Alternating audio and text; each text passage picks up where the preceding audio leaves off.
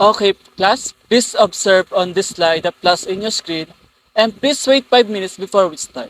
And I have also here the slide that I will present the guidelines and rules when conducting online classes. First is be on time, mute your mic, pay attention, don't play games while in class, respect, and be enjoy. Are you understand class? Welcome back class. How are you today? I hope you're doing right. Before we start, I introduce myself to you. Good morning again. I am Peter O. Gutesa from VTVT 3A FSM. I'm your teacher for today and I'm currently 21 years old. I hope you enjoy this session. Class, before we start, I have some motivational video that takes 2 minutes. And please observe and watch carefully. Because after this, I have some question that I ask to you. Based on that opinion, you can share your thoughts that you get on that video. Do you understand class?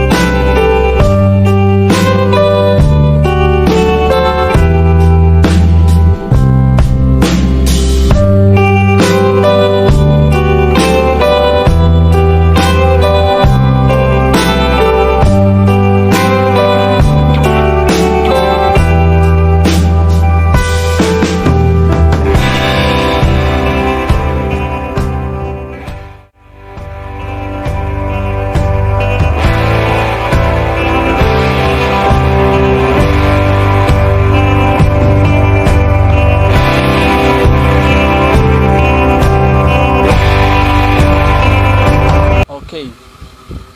Based on that video, what are your takeaway and learning or you observe? Yes, Miss Sales? That's right. This video it tell us how we be strong every day. That's what we face in our problem. And also don't give up because we can do that by the help of our Lord. Just pray and give to Him our problem and trust Him. Okay class, the image that you can see in the slide is our topic for today. Can somebody tell me if you have an idea on that topic? Yes, Miss Nicole. That's right, you have an idea for this topic. Thank you class. Okay, our topic for today is maximizing the use of Google Classroom as learning management system. Okay class, we are here the learning objectives. The students are expected to introduce the use of Google Classroom as learning management system. Second, explain the benefits of Google Classroom as learning management system. Third is create a sample of Google Classroom as learning management system. And lastly, appreciate the use of Google Classroom as learning management system. We need to identify first what is technology. Based on that slide, the word technology comes from the Greek word techni, which means craft of art. Based on that etymology of the word technology, the term of education technology therefore refers to the art of craft or responding in our educational needs. Okay, technology is a big help to us as a teacher that I have an online class. It's been 3 years ago. When the pandemic came, the technology is very useful to everyone. As a teacher also, they have a different inlines in technology. Now we hear the Google Classroom. Based on that slide, Google Classroom is easy to use and create for every student and also teachers. When you pass your assignment, the teacher will record and track easily, and also it was created as a way to get eliminate paper in classes, and to make digital learning possible. As a teacher, we can use this platform to this new normal and other information. The Google Classroom initial release is August 12, 2014, and the developers is a Google. More than 10 million students and teachers use this platform on October 2015. This is the information you need to know as a teacher and as a student that you can see in Google Classroom. Now, we hear in the benefits of the Google Classroom as free learning management system for e-learning. The benefits of the Google Classroom is very important to know that as learning management system because we determine it is applicable to everyone or for the student and also the teachers. Based on the slide, the first is quick and convenient setup. They can do this by adding student or sharing a unique code that allows access to the class. Google Classroom is a simple and straightforward to use, making it ideal for e-learning professional or of experience level. The second benefit is time saving. Based on the slide, they can also grade and provide feedback for all assignments and also assessment using the Google Classroom app. As such, it has the potential to save a significant time or amount of days that teacher will do. The third benefit is boost collaboration and communication. Online facilitators can send notification to their learners to start up an online discussion or notify them of important e-learning events. On the other hand, learners have the opportunity to provide the feedback to their peers of posting directly to the Google Classroom discussion and stream the Google Classroom. The fourth benefit is centralize the data storage. Based on that, there's no need to worry about lost documents or missing assessment because it all in this free learning management system. All data will save in Google Classroom. We can see the teacher and as a teacher it's easy to identify who is student who passed the activity or assignment. Okay, and the last benefit is rapid resources sharing.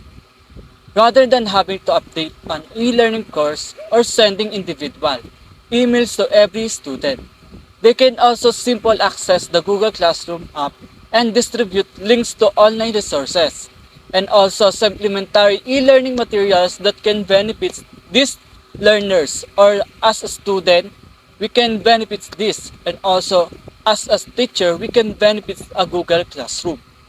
Okay class, we proceed to the next slide and this is the step how to make a Google Classroom for learning management system. Before that, you have any question? Okay, now we proceed to the next slide.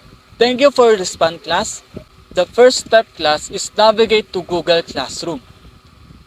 Sign in using your institutional credential. You can either search for Google Classroom using Google search or sign into your Google Suite using your credential or right email or legitimate email.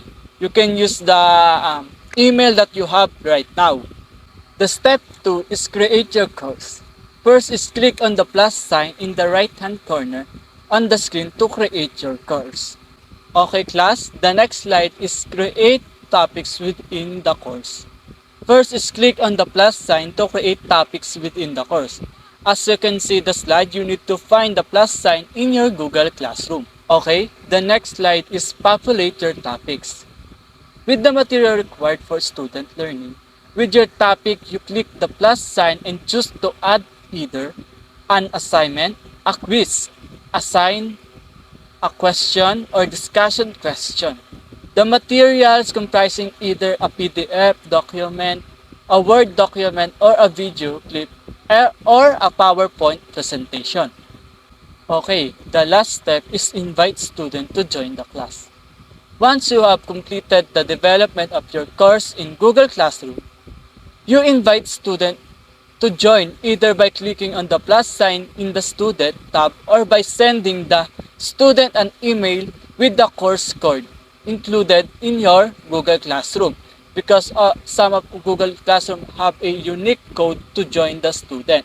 This is the important hub as a teacher to know the importance of unique code of your Google Classroom. Okay class, for other information and clarification, this step I have a video I played to you for more understand the step how to make Google Classroom using cell phone or computer, and watch carefully. This is how to make a Google Classroom as a teacher. First, click the icon and find the Google Classroom or Classroom. And next is click the plus sign and create class. After you click, you need to input information in your class. And after that, and click create.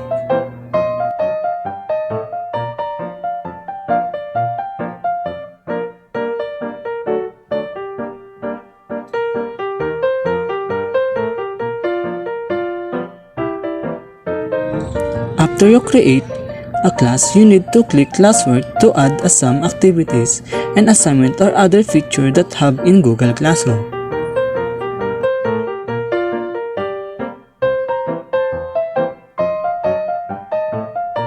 And that's how to create a material for your student. After you input the information, you need to click the pause.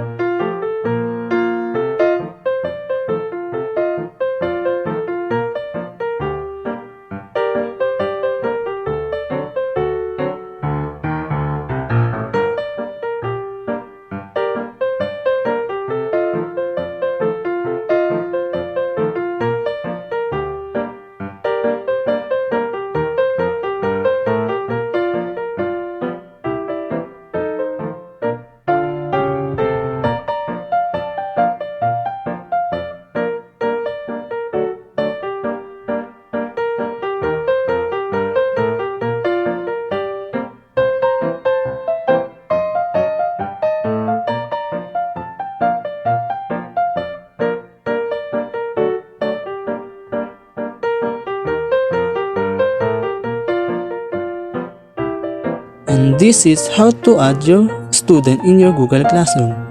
First is you need to put the email of your student, and just like this, you need to input the real email or complete email of your student. After you type it, you can click the invite. After you click the invite, that is automatically you add your student. Now we are here in the step to use Google Classroom effectively and efficiently. So we are here the first tips in based on the slide. This simple act box an assignment announcement or question the top of the class stream. Use this if the student have not turned an assignment or if you want to remind them of an upcoming deadline. And also the second tips, once you click the people tab, click the checkbox above all of your students to highlight everyone. Click action or email. And the third tips is there are several kinds of comment you can leave student in classroom.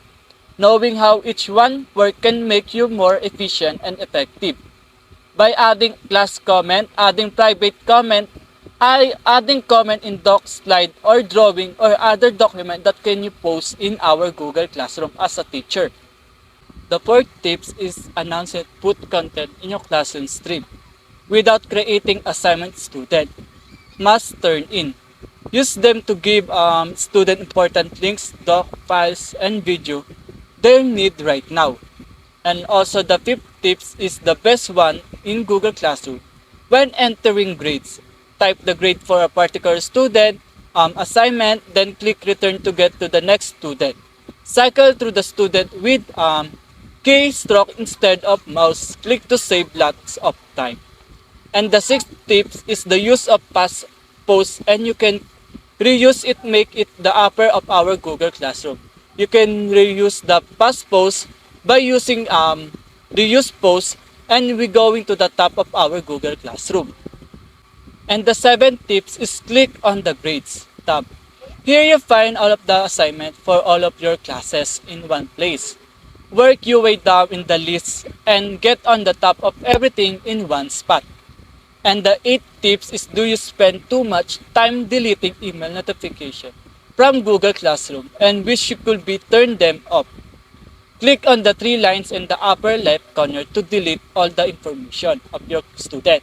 And the 9 tips is, educators that are already using Google Classroom hang out in lots of online communities where you can read their posts and ask questions. And the 10 tips is, the type of feedback is what the Google Classroom team craves from the teacher. Click the question button in the bottom left of the screen and choose report, issue, or request feature. This is the 10 tips of we have in Google Classroom. As a teacher, we can use it as when we make is Google Classroom. Okay class, we here in 8 Google Classroom advantages. Now, the first advantage is easy to use and accessible from all devices. Create Google document to manage assignment and announcement, post YouTube videos and links or attach files from Google Drive. Learners will find it equally easy to log in as well as receive and turn in the assignment. Now, the second advantage is effective communication and sharing.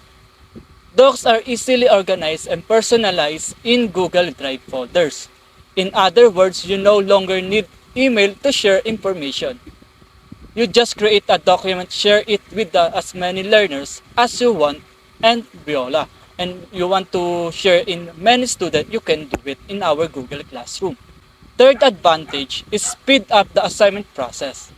Google Classroom, you can easily check who has submitted their assignment and who is still working on it, as well as offer you feedback immediately. And the fourth advantage is effective feedback. Speaking of feedback, Google Classroom gives you the opportunity to offer the online support to learners right away. And the fifth advantage is no need for paper. By centralizing e-learning materials in one cloud-based location, you have the ability to go paperless and stop worrying about the printing, handling out, or even losing your learners' work. And sixth advantage is clean and user-friendly interface. Needless to say, Google user will fit right at home, can access anywhere by your smartphone or anything, have an internet connection.